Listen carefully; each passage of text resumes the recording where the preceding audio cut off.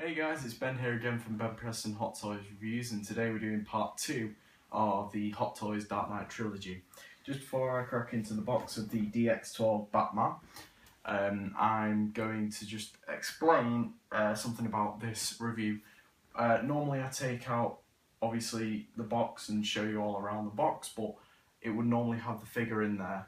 This review won't have the figure in the box. I will obviously show you the figure because it's a figure review, but the figure's not going to be in the box, because when you get the figure you have to kind of put on the cape because it comes in the box separate, and that was really difficult to do and really fiddly, and I'm afraid that if I take it out and then put it back in I'll break it because it's just a little thin piece of plastic.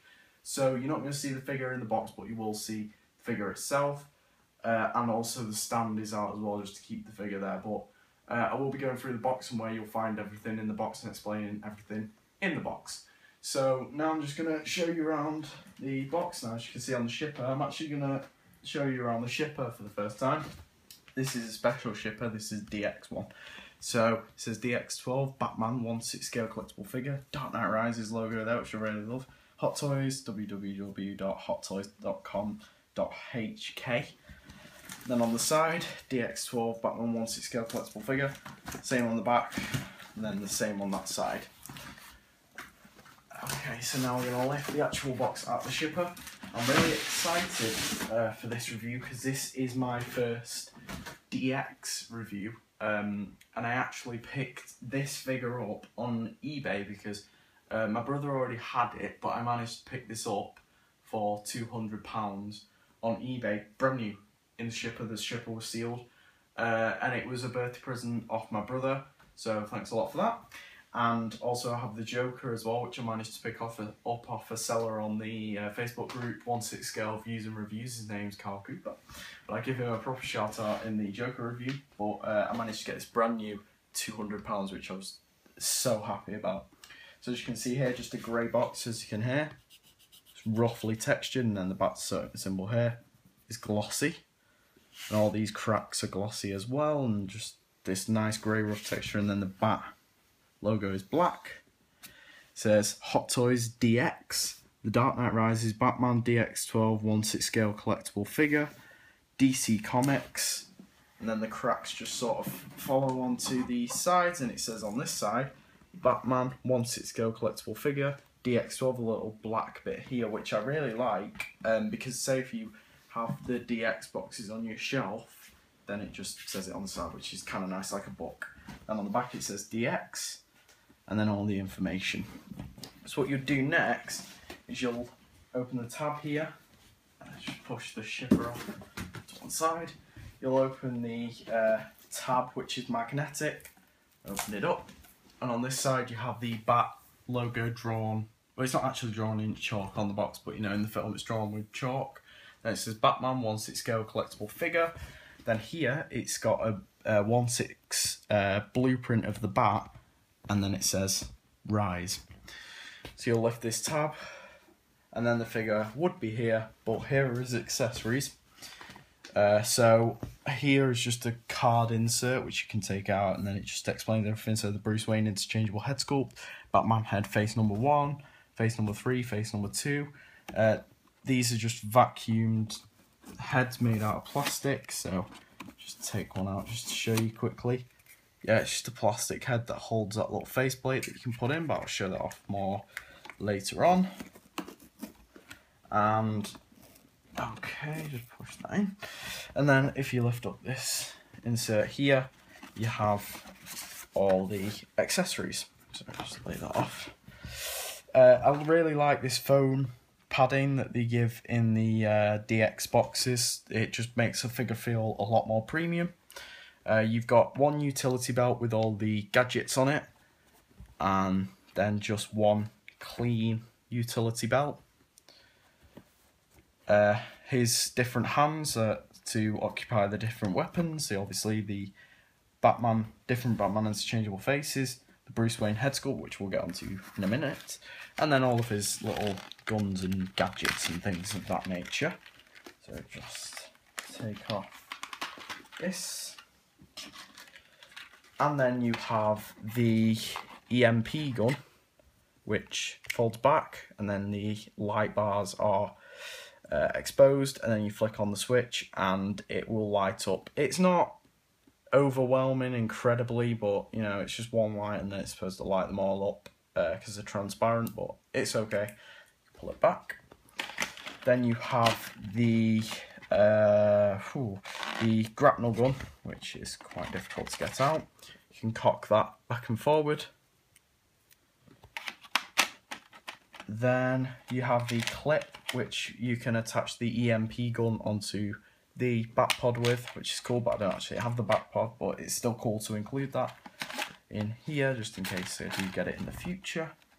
Then you've got the two different sections of the, I don't want to push the plastic out from the back, the sticky bomb gun. Now this sticky bomb gun was used in the Dark Knight, but this is a Dark Knight Rises figure, but that goes with everything else really. Like he does sometimes come with some things that were used in the Dark Knight or the Dark Knight Rises, and that's okay, that's pretty cool to be honest. I'm cool with having a sticky bomb gun, but I don't actually have the backpack, what you used in that Hong Kong scene in the Dark Knight, but still it is cool to have this as an accessory. So now I'm just going to show you how you actually put the gun together. So have it like this, you pull that section out, fold this handlebar down, then you'll take this other black piece, fold those two pieces out, rotate that, then fold that back, and then you'll just piece them together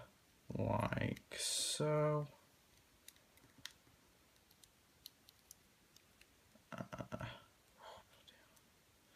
How have I done this now? Done this completely wrong, I think. No, I haven't. What am I doing? Ah, no, there you go. Just rotate that piece round. And there you go. There's a sticky bomb gun. Just flip it around that side. You can see the little screen here where the digits would be, and then the thing what he rotates to increase the digits or decrease them. Just fold that all back together. So there's a sticky bomb gun. Now the next pieces you'll see are actually the now the next pieces you'll see are the two batarangs. I'm not going to get those out. Just two batarangs there, and then two smoke pellets there. So there is accessories.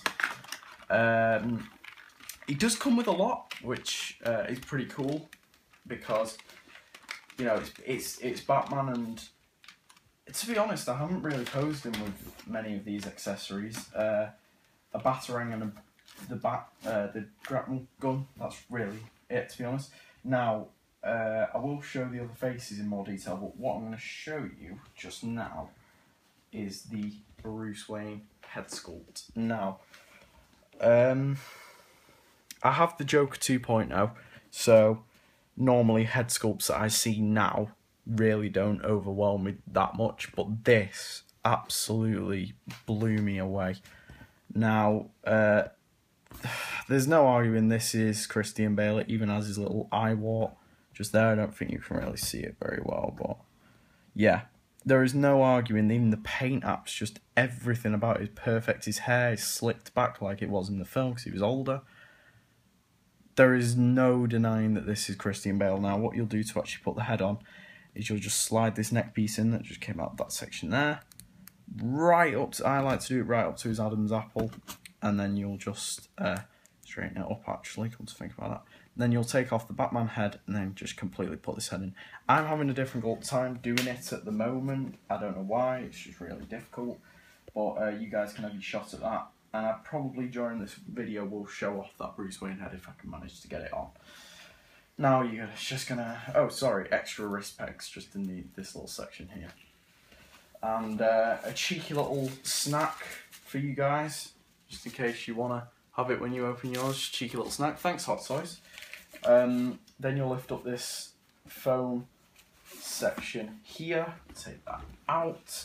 Then you have this plastic clamshell where you will find, just if I open it up,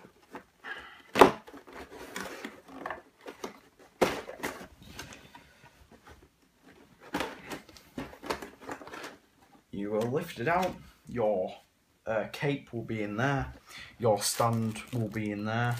The harness for the actual Batman figure that goes under the crotch, that goes there. And then this piece, which this end rotates the PERS system.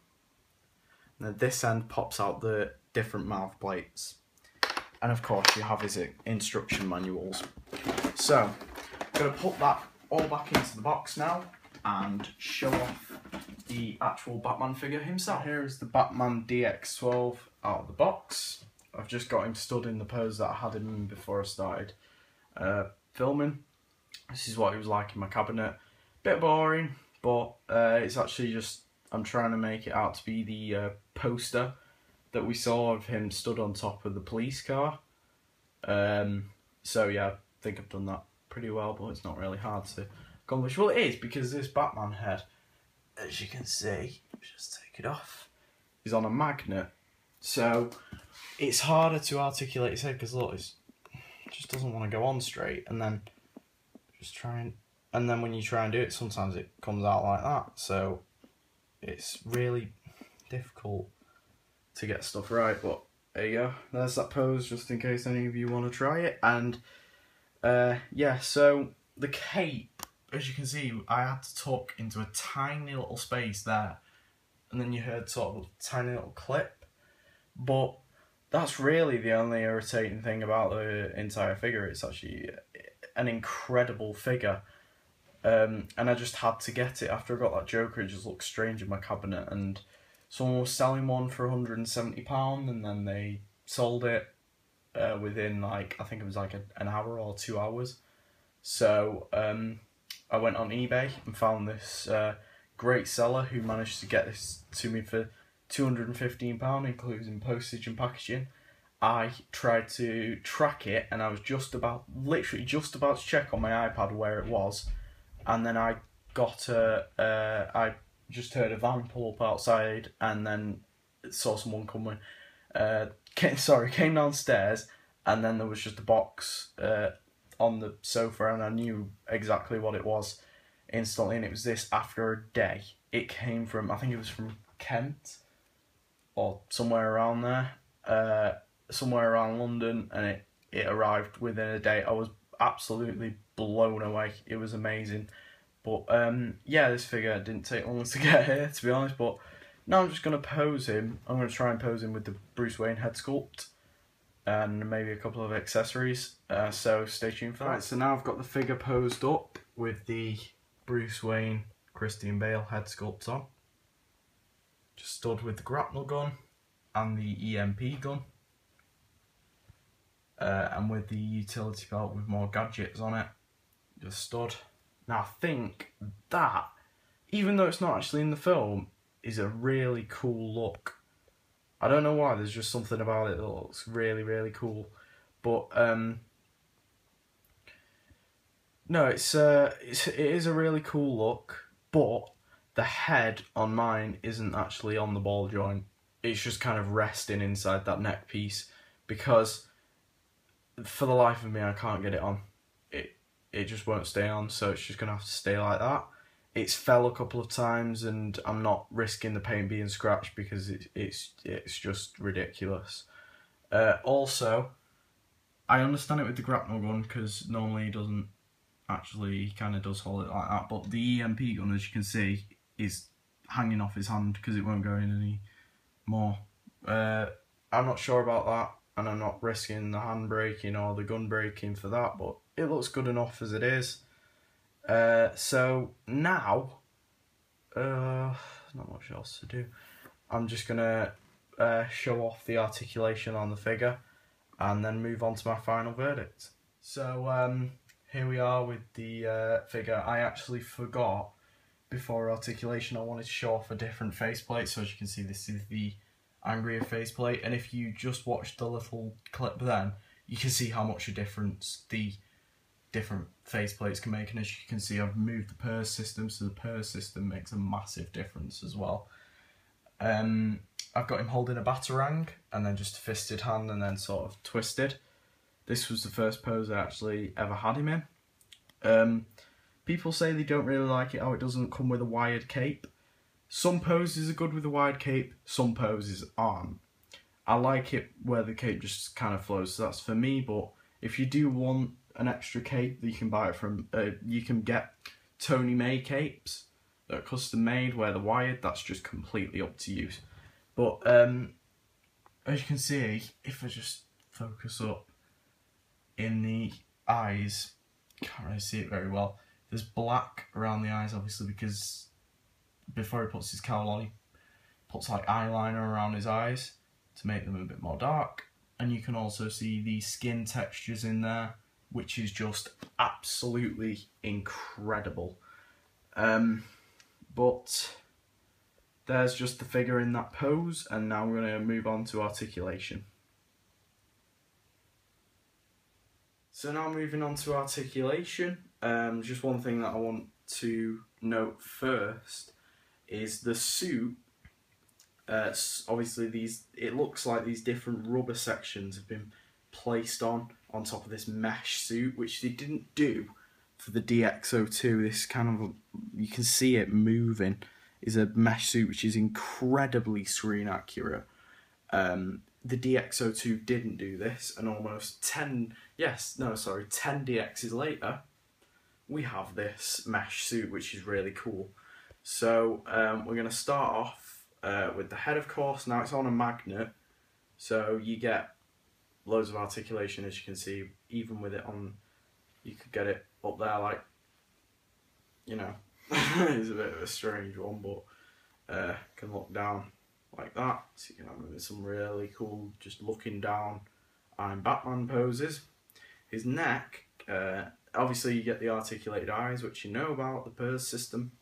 Just take this off so it's a little bit easier to move. The neck rotates a lot as well, so his Adam's apple is in line with everything else on the head. And okay, so now the arms go up about that much. It's just that the shoulder pads do move with it, which is really good. His arms can bend up to about just over 90 degrees. He has an upper bicep rotation, which is really, really good, surprisingly. And then his wrists rotate. Oh, also, sorry, one thing I forgot to mention. Obviously, he will rotate his head 360 degrees. He has a bit of an ab crunch, but it looks a bit strange when you bend the suit. You can hear it squeaking, which is really worrying. Tilts side to side. The legs can go in and out. It's just the crotch area just kind of makes me a bit frightened, so it can only go in and out just about that much, because as you can see, this area here on the crotch is kind of off center from mine, but I'm not too bothered. It goes back into place when you put it normally. His leg can lift up about that much, which isn't too good, but I can understand why. And you can bend his legs about that much, so it's not too good, but it's not too bad at the same time. You can rotate at the upper part of the leg. His ankles are on a separate bit from the boot, and he does have ankle pivot, up and down, side to side, and the same with his boots, which are really nice. But overall, the articulation is sort of mid, in a word. It's sort of, it's okay, it's really good in some parts, okay in some parts, and then really bad in some parts. But, you know, it all levels out. I mean, why would you want Batman, you know, bloody Bruce Lee kicking someone or whatever? So, yeah, that's great, the articulation. But now I'm just going to move on to... See, I'm not sure. Is there anything else I really need to do? Yeah. No, just going to move on to the final verdict of the figure.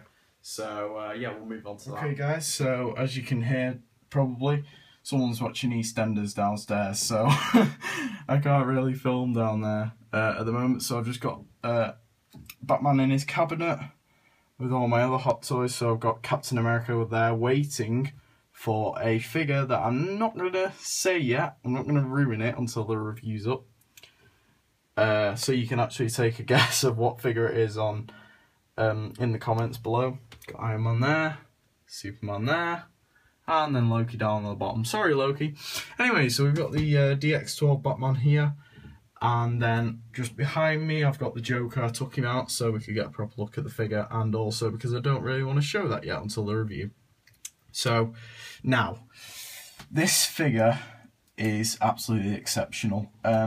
Best figure I own, maybe, because I keep changing my mind between the Joker 2.0 and this, so I just keep switching and switching and switching, and I can't make my mind up, but it's absolutely exceptional. The cape's really annoying. I can't